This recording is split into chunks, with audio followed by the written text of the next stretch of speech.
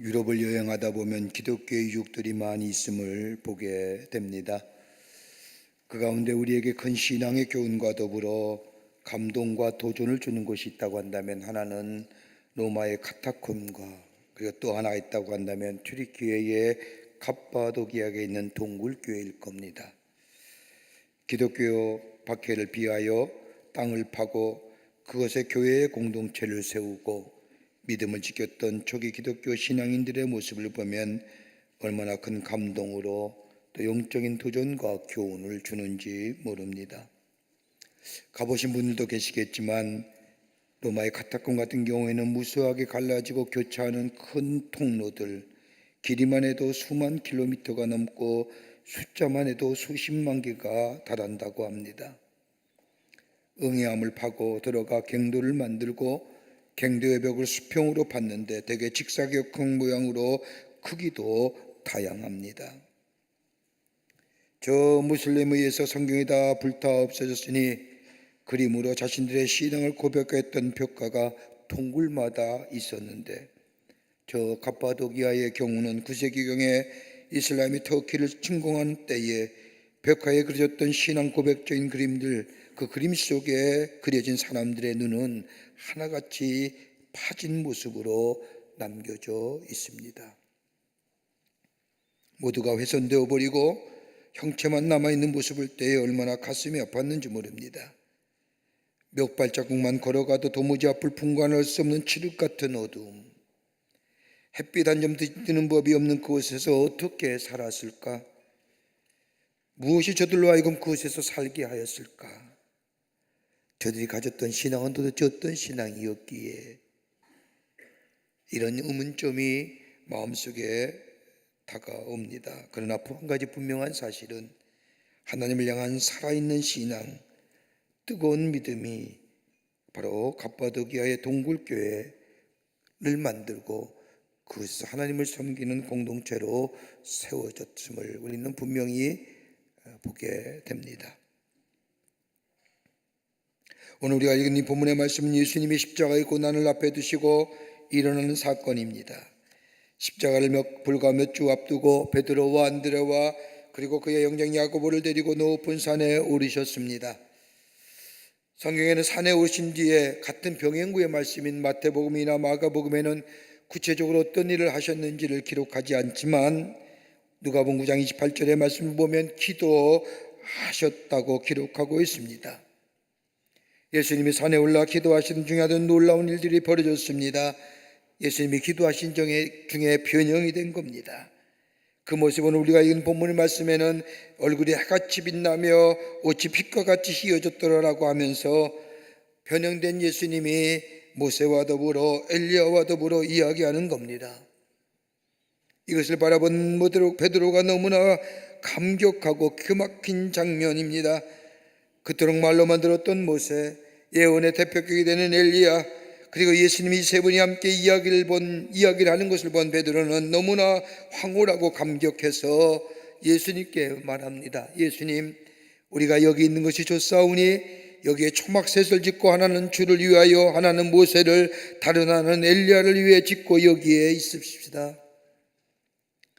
이때에 하늘에서 호련히 빛난 구름이 덮으면서 구름 사이로 하나의 음성이 들리기를 이는 내 사랑하는 아들이요 내 기뻐하는 자니 너희는 저의 말을 들으라 들려오는 겁니다. 이 놀라운 소리를 들은 제자들이 엎드려 심히 두려워할 때에 예수님께서 손을 뻗으시고 저에게 말씀하기를 일어나라 두려워하지 말라 말씀하십니다. 원문을 직역한 성경에 의하면 일어나라 두려워 말라 그리고 내려가자라고 말합니다. 이 사건을 가리켜서 변화산의 놀라운 기적, 예수님의 변형의 사건, 예수님의 변화산 사건이라고 불립니다. 여러분, 그리스도인이 된다는 것을 무엇을 얘기할까요? 내가 예수를 믿어 구원받고 영생한 삶을 누린다. 내 삶이 예수를 믿어 새롭게 매일매일 변화된다.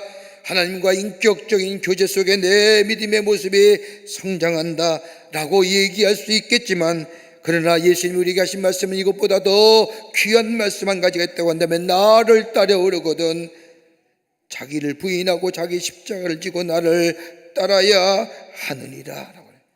자기의 십자가를 지고 예수님을 따르는 것이 예수를 믿는다는 겁니다. 다시 말한다면 그리스도인의 신앙이 된다는 것은 은혜와 사랑 안에서 살아가는 것으로 그치는 것이 아니라 하나님의 주신 신령한 복을 누리며 이 땅에서 살아가는 것으로 그치는 것이 아니라 내게 주신 귀한 사명의 길, 십자가의 길, 예수님의 십자가의 고통과 고난을 통하여 인류의 구원의 역사를 이룬 것처럼 고난과 고통을 당한다 할지라도 그 십자가 길을 걸어가는,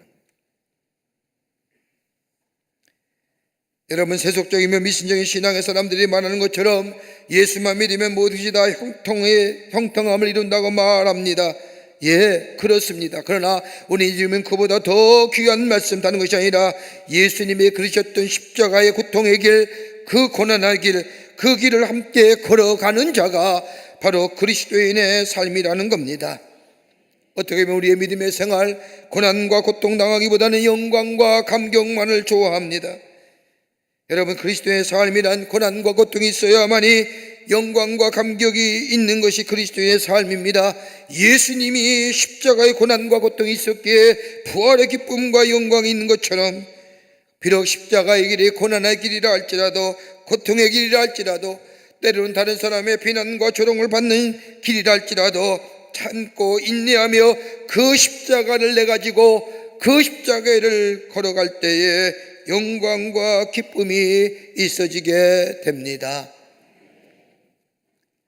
저 변화산에서 예수 인류 구원의 사건을 앞에 두고 십자가를 지셔야 할 이 엄청난 사건을 앞에 두신 예수님, 저 변화산의 모습을 통하여 장차 앞에 있을 일들을 제자들에게 보여주며 저 놀라운 기적, 변화산의 기적을 체험케 합니다. 그런데 이 변화산의 이 체험이 어떤 의미가 담겨져 있을까요? 어떤 신앙의 모습으로 살아가야 할까요? 이제 얼마 안 있으면 예수님은 십자가에 달려 돌아가십니다. 제자들이 이 땅에 남습니다. 저들이 남아있는 제자들 어떤 신앙의 모습으로 살아가야 할까요? 그런 의미에서 오늘 본문의 말씀은 오늘 우리들에게도 귀한 영적인 교훈과 더불어 말씀하여 주십니다. 오늘 함께 말씀을 나누며 은혜 받기를 원합니다. 첫째는 감정의 신앙에서 중생의 신앙으로 변화해야 합니다. 오늘 본문의 말씀을 보십시오. 황홀한 장면을 목격한 베드로 입에서 오늘 본문 말씀을 보면 이렇게 얘기합니다. 예수님, 여기에 있는 것이 너무너무 좋습니다. 여러분, 무슨 말일까요? 예수님과 함께 있는 것이 기쁘고 예수의 영광주에 사는 것이 즐겁고 행복함으로 언제까지나 이런 상태로 이런 기쁨으로 살아가고 싶다는 이야기입니다. 감정적인 반응이지요. 이러한 베드로의 마음과 달리 예수님은 지금 인류 구원을 위하여 십자가를 지고 대속의 죽음을 죽으셔야 하는 결단의 기로에 서 계십니다. 그런데 베드로는 그저 예수님과 저 율법의 대표가 되는 모세와 저 예언자의 대표가 되는 엘리야를 본 것에만 만족하며 거기에 흥분하고 있습니다. 다분히 감정적인 신앙입니다. 어린아이의 신앙의 모습입니다. 여러분, 성숙한 신앙은 나의 기쁨과 나의 만족을 추구하는 신앙의 모습이 아닙니다. 감정의 신앙에서 새롭게 거듭난 신앙, 그뿐 아니라 하나님의 뜻을 이루기 위한 고난의 모습이라 할지라도 그것을 참아내며 이겨내며 인내하며 나아가는 자의 모습이 바로 그리스도인의 신앙의 모습입니다. 왜냐하면 고난이 없이는 영광이 없기 때문입니다. 예수 그리스도의 십자가의 고난이 있기에 부활의 영광이 있는 것처럼 예수를 뒤를 따르는 삶, 영광만 추구하는 삶이 아니라 십자가를 내가지고 십자가를 통한 고난과 어려움이라도 기꺼이 감수하는 그 믿음의 걸음이 바로 그리스도인의 삶입니다. 하나님께서 나의 기도와 나의 소원을 들어주시면 나는 모든 것을 바칠 것 같을 것 같고, 고난과 고통과 그리고 문제가 생기면 마치 하나님이 나를 버린 것 같은 생각을 하는 사람은 십자가를 진다는 것은 불가능한 일입니다. 이러한 믿음의 모습은 다분히 세속적이며 미선적인 믿음입니다. 여러분, 세속적이며 미신적인 믿음을 가진 사람들의 공통점이 뭡니까? 다분히 감정적입니다. 이들에게 십자가를 진다는 것은 불가능한 일입니다. 책임적인 신앙인으로 산다는 것은 불가능한 일입니다.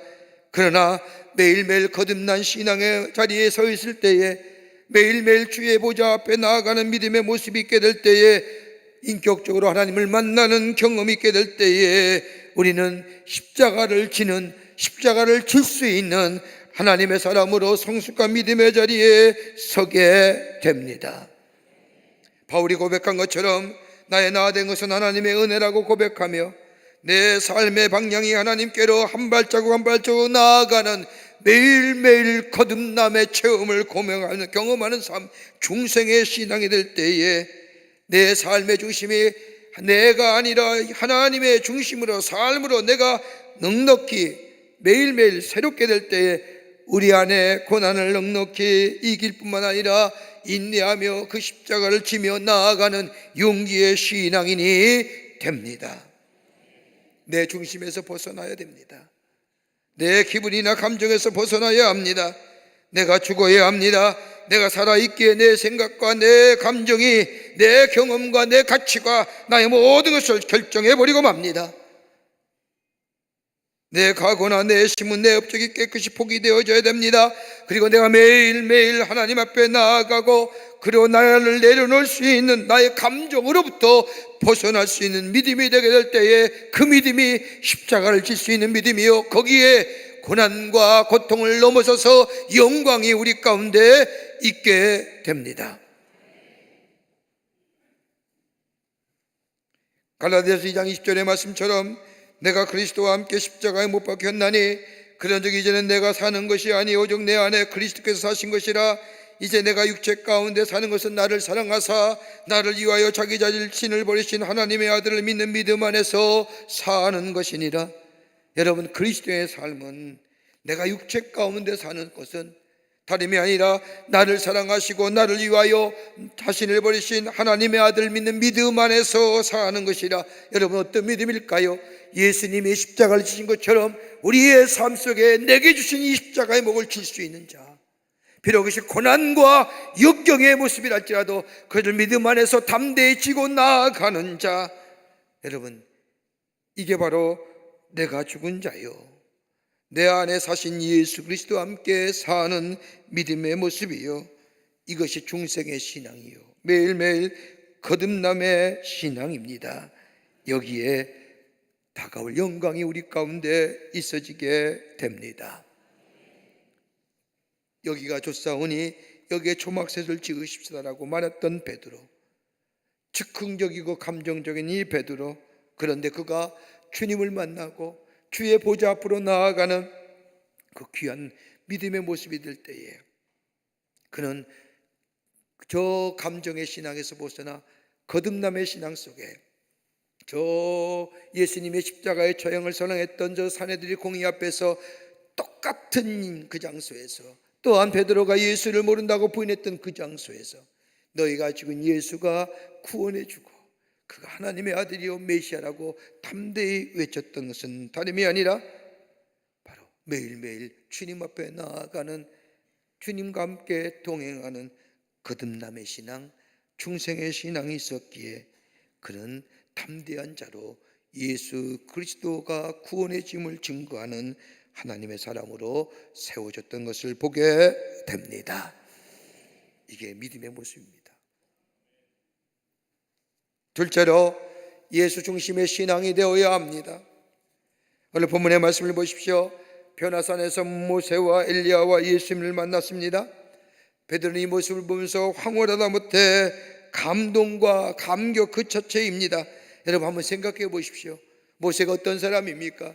저 자신의 조상들을 애굽 땅에서 가나안 땅으로 인도한 사람입니다. 율법을 대표하는 사람입니다.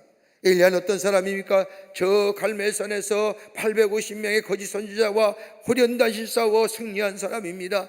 예언자의 대표요, 그는 죽음을 보지 아니하고 승천한 사람입니다. 예수님은 예언과 율법의 완성자이십니다. 베드로가 이 세 분을 본 겁니다. 여러분, 하늘나라에서 본 것이 아니라 육신의 눈을 가지고 이 땅에서 본 겁니다. 여러분, 얼마나 황홀했겠습니까? 이 모습을 매들어가 여기에 초막셋을 짓자고 말합니다. 지금으로 말하면 세 분의 손님을 위하여 초막을 짓겠다는 겁니다. 세 분이 이 땅에 오신 목적을 생각하기보다는 자기의 이 황홀한 광경, 이 기쁨을 붙잡고 싶은 마음에 세 분을 위한다기보다는 행복한 환경을 자기 곁에 지속적으로 있고픈 마음에 초막셋을 짓다는 겁니다. 그때 하늘에서 한 구름 사이로 음성이 들리지 않습니까? 이는 내 사랑하는 아들이요 내가 기뻐하는 자니 너희는 저 말을 들으라. 여러분, 무슨 말일까요? 내 마음대로 기분 좋은 대로 생각하지 말고 예수의 말을 따르라는 겁니다. 내 생각대로 믿지 말고 하나님의 뜻은 이러이러할 것이라고 내 생각대로 하지 말고 이렇게 하는 것이 하나님의 뜻이라고 왜곡하지 말고 주의 말씀에 기구이라는 겁니다. 거기에 구원이 이루어진다는 겁니다. 여러분, 엘리야를 통하여 구원을 이루어지는 것이 아닙니다. 모세의 율법을 통하여 구원이 이루어지는 것이 아닙니다. 저는 내 사랑하는 아들이여 내 기뻐하는 자이 너희는 저 말을 들으라. 예수의 말씀을 듣게 될 때에 우리 안에 구원의 역사가 일어나는 겁니다. 그러게 우리에게 구원받은 이름 예수 이름 외에는 그 어떤 이름도 우리에게 주신 일이 없도다라고 말씀하시는 겁니다. 예수님을 삶의 본보기로 삼고 예수를 닮으려고 애썼던 사람의 가운데 하나 한 사람을 이야기한다면 바울일 겁니다. 그는 바울은 빌립보서 3장 17절의 말씀을 보면 빌립보 교회 성도들에게 편지하기를 형제들아 너희는 함께 나를 본받아라 라고 얘기합니다. 고린도서 11장 1절에 와서는 내가 그리스도를 본받는 자가 된 것 같이 너희도 나를 본받는 자가 되라고 말씀하십니다. 또 디모데후서 1장 13절의 말씀을 보면 사랑하는 믿음의 아들 디모데에게 이렇게 권면합니다. 너는 그리스도 예수 안에 있는 믿음과 사랑으로서 내가 들은 바 바른 말을 그리고 본받고 지키라고 얘기합니다. 여러분, 어떻게 이게 가능할까요? 바울은 예수님처럼 본받기를 간절히 사모했습니다. 그리스도처럼 죽기를 사모하였고 그리스도처럼 부활하기를 사모했습니다. 모든 것을 그리스도께 두고 그리스도처럼 그리스도를 닮기를 위하여 그리스도를 본받기 위하여 한평생 살았습니다. 그랬더니 뭐예요? 예수와 같이 됩니다. 그러니까 라이크우드예요. 예수처럼 예수의 생각과 예수의 마음과 예수의 성품이 이 바울에게 있었다는 거예요. 그러기에 사도행전에 나타나는 역사를 가만히 보십시오. 바울도 예수님과 같은 똑같은 일들을 합니다. 죽은 자를 살리지요, 병을 고쳐주시지요, 앉은 멸 일어나게 하시지요, 복음을 전하지요. 삶의 목적이 예수께 두는 겁니다. 내 삶의 중심이 예수가 계시는 겁니다. 내가 아니라 예수가 계시는 삶, 예수님께서 당신의 삶의 목적을 하나님께 두셨던 것처럼, 그러기에 십자가의 고난도 마저 아닌 것처럼 내 삶의 중심이 예수께, 내 삶의 목적이 하나님께 두는 삶이 될 때에 그것 또한 삶이 거듭난 삶일 뿐만 아니라 하나님 앞에 영광을 돌리는 삶뿐만 아니라 그의 삶이 예수를 닮아가는 삶입니다. 기독교의 유명한 고전인 토마스 아킨페스가 쓴 그리스도를 본받아라고 하는 책이 있습니다. 유명한 고전이지요. 여러분, 예수 그리스도를 본받는 게 얼마나 아름답고 고귀합니까? 근데 여기에 본이라고 하는 것이 어떤 의미일까요? 본, 가로띠고 받는다, 본이란. 더 정확하게 말한다면 베낀다는 겁니다. 여러분, 베끼는 게 언제 아십니까? 제가 국민학교 졸업했어요. 의미를 좀 아시면 좋겠어요. 초등학교 졸업하셨죠? 저는 국민학교 졸업했어요. 국민학교를 졸업하고 중학교를 들어가니까 처음으로 한자를 배웠습니다. 한자가 배우기가 쉬운 게 아니죠. 어린 나이에 쓰시기도 못하고 삐뚤빼뚤하니까 선생님이 그때 저에게 가르쳐 주신 방법이 있습니다. 견습지를 놓고 그 위에 견습지를 놓고 그려보라는 겁니다. 그러니까 쓰는 게 아니라 그리는 거지요. 이게 베끼는 거죠. 이것이 작업이 베끼는 일이 우리가 반복되어질 때 어느 순간에 겸수지를 떼어내고 똑같이 쓸 수 있지 않습니까? 우리 믿음이 그런 거라는 거예요. 처음에는 안 됩니다.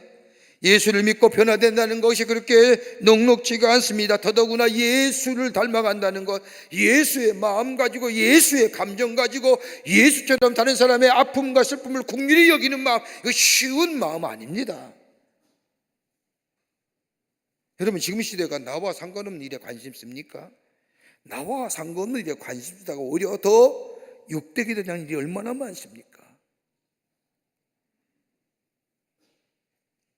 그럼에도 불구하고 예수의 마음을 우리 마음에 품고 예수를 닮아가려고 하는 점, 예수를 닮아가는 그리스도의 중심의 신앙, 우리의 삶에 예수가 있으며 우리의 삶의 목적에 예수가 계실 때에 나도 모르는 사이에 어느덧 예수를 닮아가는 예수의 성품이 내 안에 있어지는, 나도 모르지만 어느덧 우리가 흔히 얘기하는 것처럼 우리 이슬비에 옷 젖는다고요.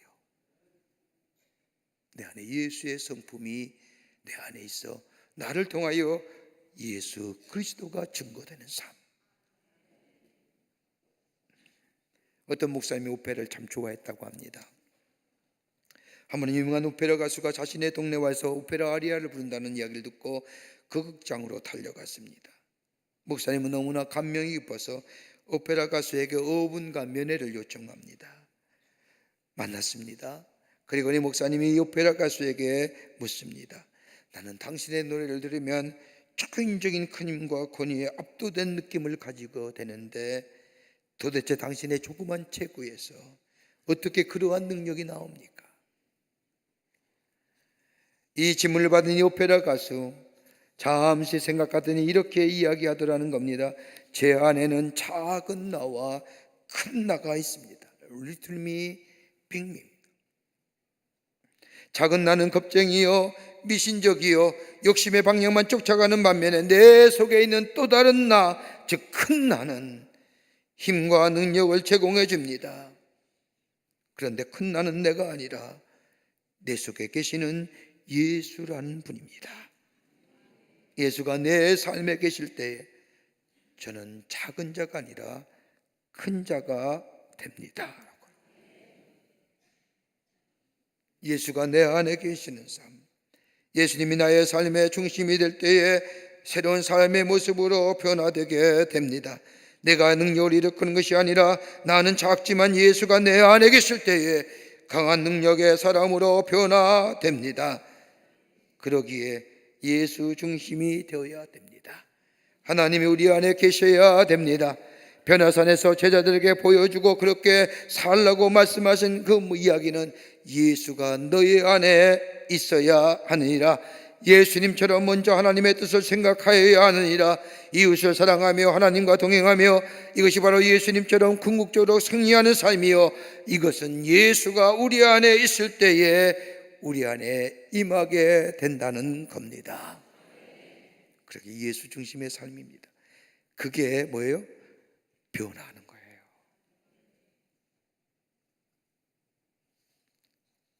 끝으로 하나님 나라의 사명자로 살아가라는 겁니다. 사명자의 삶을 살라는 겁니다.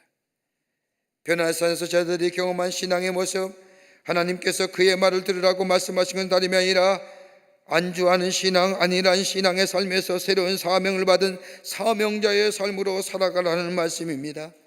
여러분, 변화산에서 모세와 엘리야와 예수를 만난 베드로와 야고보와 요한 산 밑으로 내려옵니다. 변화산에서 내려왔을 때에 산 밑에서 기다린 것은 귀신들이 아들 데리고 온 아버지가 제자들에게 자신의 아들의 병을 고쳐달라는 요청이었습니다. 그런데 그 앞에 말씀을 보면 얼마 전만 해도 제자들이 예수의 이름을 붙잡고 나아가 예수의 이름으로 전하게 될 때에 복음의 역사가 일어났습니다. 주께로 돌아오는 자가 있었습니다.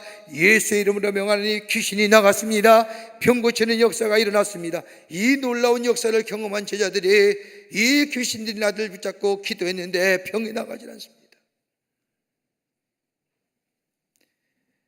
예수님이 산에서 내려올 때에 산 아래서 소란하는 것을 드시고 제자들 불러 무슨 연유라 묻자 제자들이 이야기합니다. 그때 예수님이 제자들에게 책망하시기를 믿음이 없는 세대여, 내가 얼마나 너희와 함께 있으며 얼마나 너희를 참으리요. 그를 내게로 데리고 오라고 말씀하시며 그 아들의 병을 고쳐주십니다. 그러면서 말씀하시기를 할 수 있거든이 무슨 말이냐, 믿는 자에게 능치 못함이 없느니라 라고 합니다. 여러분, 믿음은 어떻게 우리의 삶 속에 성장과 성숙을 가져올까요? 다름이 아니라 하나님의 만남의 경험을 나의 삶 속에 적용시키는 겁니다. 하나님의 만남의 경험을 내 삶 속에 적용시킨 겁니다. 내가 만난 예수의 기쁨, 예수의 사랑, 예수의 은혜 내 삶에 적용시킬 때에 그 기쁨과 그 은혜와 그 사랑에 감격하며 삽니다. 그것을 그치는 것이 아니라 가진 사람에게 전하는 겁니다. 여러분, 하나님이 부르시면 뜻이 있는 겁니다. 우리 다 부름받은 사람입니다. 이걸 가르쳐서 뭐라고 얘기해요? 콜링입니다. 꼭 주의 종의 길만 가는 것이 전적으로 목사가 되고 복음을 전하는 선교사가 되고 이런 것으로만이 콜링이 아니라 우리 다 하나님의 사람들로 부름받았습니다. 이거 콜링이라고 얘기합니다. 이 콜링 속에, 소명 속에 뭘 줬어요? 사명 주셨잖아요. 나의 삶을 통하여 예수가 증거되는 삶, 나의 삶을 통하여 예수가 전해지는 삶. 그러기에 믿음은 이 하나님과의 만남의 경험을 통하는 이 구원과 이 감격과 이 은혜와 사랑을 내 삶 속에 적용시킬 뿐만 아니라 그 적용된 삶으로 다른 사람에게 증거하는 삶이 되는 거예요. 그럴 때 믿음이 뭐예요? 흔들리지 않는 믿음에 세워지고 글쎄 믿음의 소유자가 된다는 이유가 여기 있는 겁니다.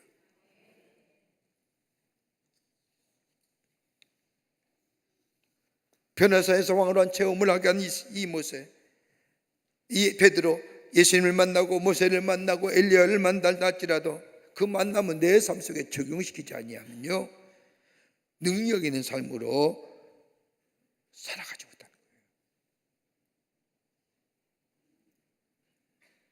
예수님의 사랑을 경험했다면 그 사랑이 내 삶 속에 드러나줘야 됩니다. 예수의 은혜를 경험했다면 그 은혜가 내 삶 속에 있어줘야 됩니다. 예수 만남의 황홀한 기쁨이 내 삶 속에 있으면 그 기쁨이 우리의 삶 속에 있어줘야 됩니다. 그럴 때 내가 누군지 알죠. 예수 믿어도 기쁨도 없고 감사도 없고 감격도 없고 뜨거움도 없고 나라는 존재를 할 수가 없는 거예요.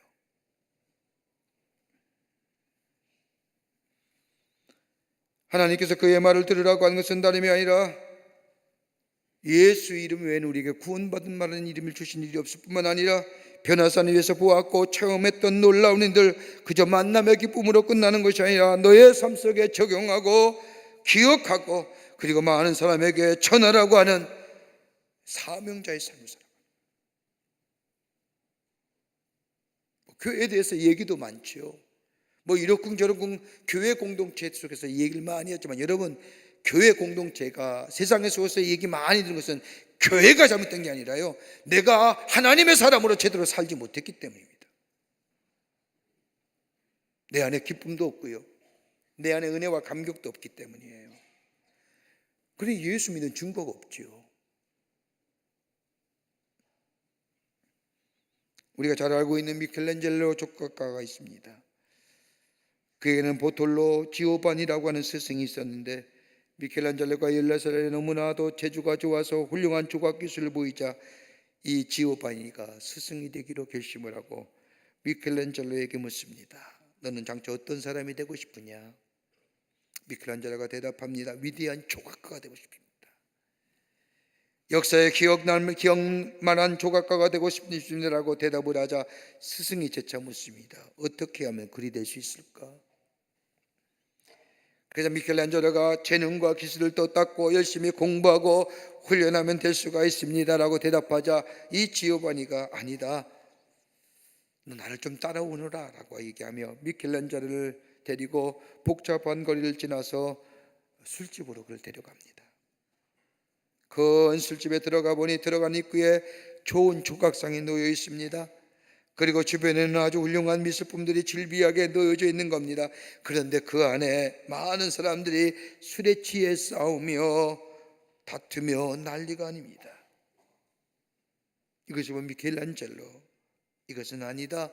이런 곳에 저렇게 귀중한 예술품이 있을 자리는 아니다. 이건 예술에 대한 모독이다. 이런 생각을 하고 있을 때에 미켈란젤로의 스승인 지오바니가 얘기합니다. 야, 다시 나를 좀 따라오너라고 얘기하며 미켈란젤로를 커다란 성당 안으로 인도합니다. 들어가 보니 거기에 많은 조각품들이 있습니다. 사람들이 그 앞에서 기도합니다. 하나님을 찬양합니다. 이것을 본 이 미켈란젤로, 여기가 확실히 훌륭한 작품이 놓여 있는 곳이구나 라고 생각합니다. 그때에 스승인 지오바니가 이 미켈란젤로에게 말합니다. 얘야, 공부도 중요하고 기술도 중요하지만 좋은 예술 작품도 중요하지만 문제는 무엇을 위해 할 것인가, 이것부터 설정해야 하느니라. 이야기를 듣는 이 미켈란젤로는 대답하기를, 하나님을 위하여, 하나님의 영광을 위하여 내게 주신 이 조각의 기술을 바치겠습니다 라고. 예수가 내 안에 계실 때 내 삶의 목적은 어떤 것일까요? 하나님 우리에게 은혜와 사랑을 베풀어 주셨습니다. 그 은혜와 사랑, 기쁘고 즐거운 것으로 믿음의 걸음만 걸어가는 것으로 그치는 것이 아니라 내가 매일 주님 보좌 앞에 나아가 거듭남의 신앙으로, 예수가 내 삶의 중심되는 신앙으로, 그리고 하나님 나라의 사명자의 삶으로 내게 베푸신 은혜와 사랑을 증거하는 하나님의 백성으로 살아갈 때에 하나님 우리에게 영광을 드러내게 해주시며 우리에게 주께서 약속하신 하나님의 약속의 성취를 누리게 하시며 이 땅에 복음의 역사가 널리 널리 전파되는 귀한 일들이 우리를 통하여 있어지게 될 줄 믿습니다. 이런 믿음의 고백에 성숙한 믿음의 소유자 되어 주의 영광을 위해 쓰임받는 여러분과 저와 되시기를 주의 이름으로 축원합니다. 하나님 감사합니다. 저희들 주께서 사랑해 주셔서 하나님의 자녀 삼으심에 감사합니다. 은혜와 베푸신 사랑 감사합니다. 그 은혜와 사랑, 내게 주신 은혜와 사랑을 나만 누리는 것이 아니라 내 삶에 적용하여 나를 통하여 예수 그리스도의 사랑과 은혜가 널리 증거되어 하나님 나라가 이 땅에 선포되는 역사가 있게 도와 주시옵소서. 주의 역사가 우리를 통하여 이 땅에 선포되고 주의 뜻이 편만해져 놀라운 하늘의 역사가 이 땅 위에 있어지고 더불어서 주의 주신 놀라운 은혜와 축복을 누리는 저희가 되게 하여 주시옵소서. 감사드리오며 예수님의 이름으로 기도하옵나이다. 아멘.